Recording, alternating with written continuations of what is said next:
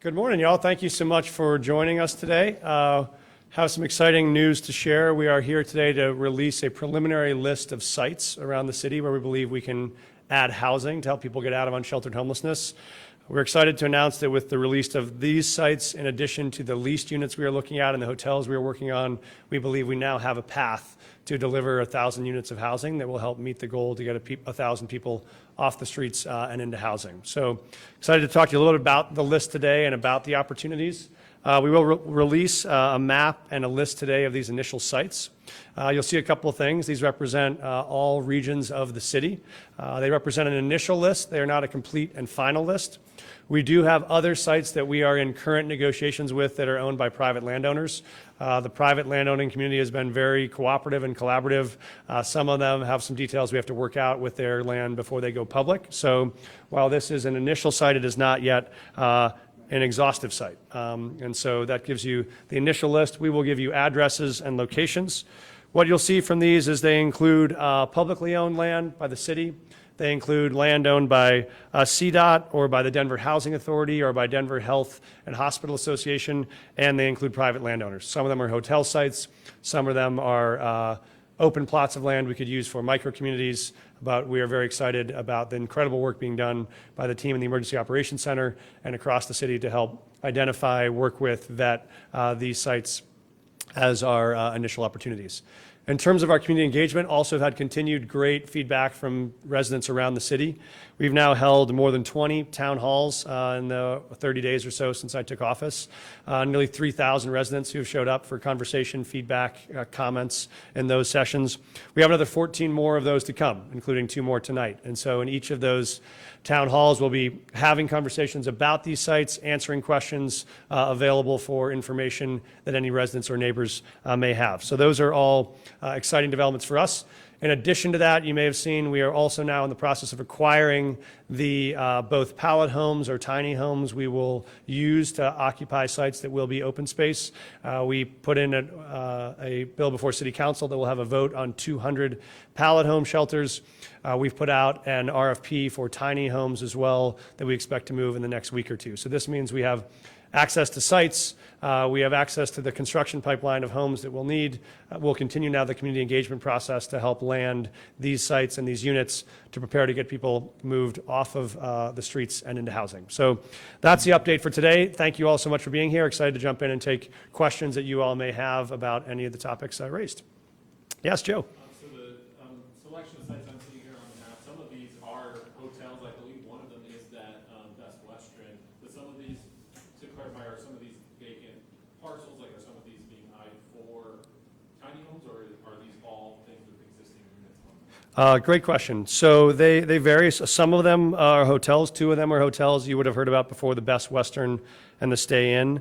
Those are already released. There's another one that's connected to a library on the west side, the Corky Gonzalez Library. Most of the others are all vacant plots of land where we would look to site tiny homes or pallet homes.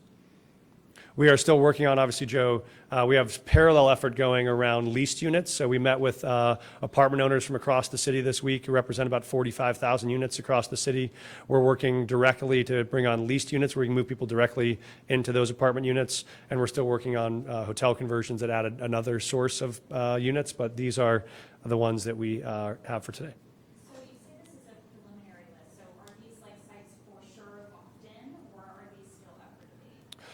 So these are sites that we think we know have the materials that they would need. They have access to public transit in the area. They have access to utilities. We have the amount of space we would need, and we have a partnership with these landowners to make these viable sites. We'll still have conversations with community about the logistics, how they might work, how it might operate, when they might come online. But these are, we think, sites that all are ready to go, and we'll now begin the process of all the things like permitting, if there are zoning changes required, neighborhood conversations. And then, as I mentioned, we do have other sites not on this list that are held by private landowners who are in good faith negotiations with us but weren't yet ready to go public. And you kind of answered that question, but some districts are not included in this list. Is there a reason why? Yeah, and so we have sites in all of the districts. Some of the sites that we're working with private landowners on, they were not yet ready to go public on, but we do have sites in all 11 districts. Yes, sir. Estimate for acquisition costs for these preliminary sites? Yes, we can get those. The ones that you know already would be the Best Western and the Stay In. Those are already publicly released, and we can share those. Many of the others are partnerships we're in negotiation with, so they might be CDOT or DHHA or others where they're willing to let us use the land at no cost. We've also had some very generous private landowners who are willing to help us use access to their land without additional costs. And so I'd say we're in negotiations on some of those, but we can present you what we know are existing costs. Saludos para aquí, José Frank de NBC Telemundo. For the Hispanic people, un poco resumen sobre esta propuesta en qué consiste. Creo que esos son los primeros sitios que queremos hablar con la comunidad sobre lo que está pasando aquí. Vamos a tener más que 14 juntas de la comunidad donde gente puede venir para hablar si tienen preguntas, y también pueden conectar con nuestra oficina aquí si quieren hacer más, pero este nos da una oportunidad para tener 1,000 de personas que en este momento están viviendo en la calle para obtener casas. Gracias a usted. Yes. District 5 has been fairly resistant to both the state of emergency and, it appears also identifying housing sites. I'm curious very specifically if you could speak to the strategy in locating the sites in District 5 and what the community relationships are looking for. Yeah, we do have a site in District 5 that we're excited about. We've talked to the councilwoman there about it, and we've talked with private landowners there who are willing to be partners, and so we're optimistic that we have a path to a potential site in District 5, but we're still working on negotiations with that landowner. And what's the status of the councilwoman at this point on that site? We've had very good conversations. I did a tour of the district with her this week. We've talked about, I think, her thoughts and concerns. I think she's very open to partnership here, and so I'm very optimistic about our partnership around sites there. And then looking at this list, we're seeing kind of a replica, it looks like, of the inverted L, a concentration of sites in working class neighborhoods, black and brown neighborhoods. Can you speak to some of the concerns of those neighborhoods that whiter, wealthier neighborhoods aren't seeing that kind of concentration? Yeah, I don't think that's true from the sites we've laid out here. What we'll see is they actually do represent geographic diversity across the city. They do represent socioeconomic diversity and where they're located. And as I mentioned, we do have sites in all 11 council districts. That has been a priority for us and for the council. Some of those are just still in negotiation. So we were intentional about making sure we did have an equitable map of where these sites would go, and also mindful of where the current burden of care is landing right now, which is right now we know the great majority of both encampments and service sites are in District 9 and District 10. And so we want to make sure we can decentralize some of those services and some of those supports. And so that's why you'll see us moving more south, more east, to make sure we have a broader representation of support around the city. Can you speak to the specific ones that are in white and wealthier communities out there because of that? Sure. We have one at 13. You'll see the one here at 1380 South Birch, which is in South Denver. We have another one here at 5500 East Yale, which is in South and Southeast Denver. We have obviously the sites in Central Park, which is the Best Western. And then we have other sites that we're still working on in District 5 and 6 and 4 that are not yet public. Yes, sir. Oh, sorry. Yes, sir. Prohibition en español, ¿considera que esto podría beneficiar a los migrantes que han llegado de la frontera? Gracias por la pregunta. En este momento, and I may want to do this one in English too for folks who want it, but en este momento todavía estamos enfocando en ayudando a la gente que están llegando de la frontera, pero estamos enfocando en un diferente tipo de servicios para ellos personas porque sabemos que tienen diferentes historias de la vida y diferentes cosas que necesitan. Entonces todavía seguimos a apoyar a la gente que llegan de la frontera. No están viviendo directamente en esas casas, tenemos otros sitios donde le estamos ayudando y vamos a conseguir hacer eso. Pero por la mayoría vamos a quedarlos separadas. The question was about what we're doing on migrant sheltering, whether this would be a direct placement site for newcomers. We are not targeting these as sites or services for folks that are newcomers, that are migrants. We are continuing to pay careful attention to getting them access to shelter and to services, but we find a different set of needs, different histories, and different long-term plans for those individuals, so these are not the same housing strategies. Mayor Johnston, could you talk a little bit about the sweep that happened today? That you kind of mentioned you only wanted the sweeps to happen for places of emergency, so just wondering how many more of those are you maybe anticipating or any other areas that appear to propose a state of emergency? Yeah, thank you. I went to visit that encampment yesterday to talk to residents. we had some real concerns about safety for both the unhoused residents there and for the housed neighbors there. We did have a gun incident at that same encampment about a month ago. Chief and I evaluated it, and at that point, we believed we could keep the encampment safe because that person was not from the encampment.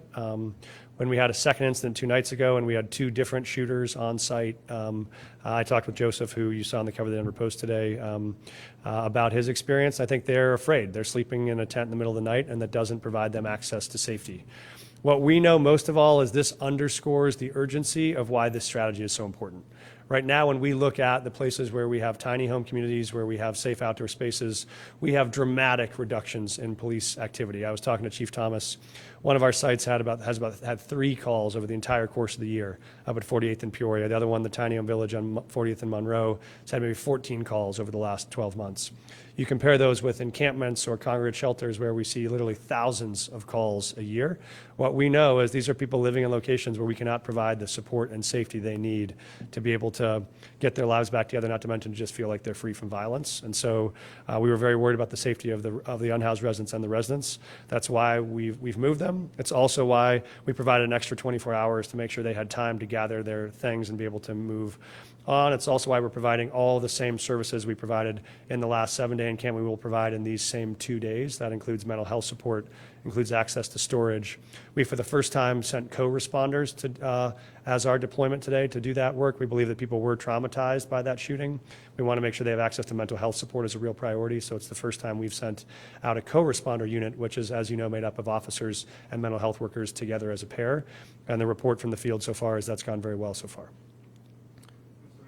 Yes, sir. On the encampment suite, why were they initially given only 24 hours notice and not utilized for 48? I think it's supposed to be 48 7 days notice. Yeah, so generally in the past, when there has been a shooting, we have historically done an immediate clearance of that site. I went to visit that site yesterday with DPD, talked to residents, and we believed we could keep the site safe for an extra 24 hours with increased police supervision and ride-bys that Chief Thomas made possible. And because of the size of that site and without the trauma of the individuals, I made the decision to push it back 24 hours. We would have time for more services, more support, and a more stable transition for folks that were in the encampment. Mr. Mayor, the 200 tiny home units that may be in the pipeline pending council approval from this week, are any of them going on those sites?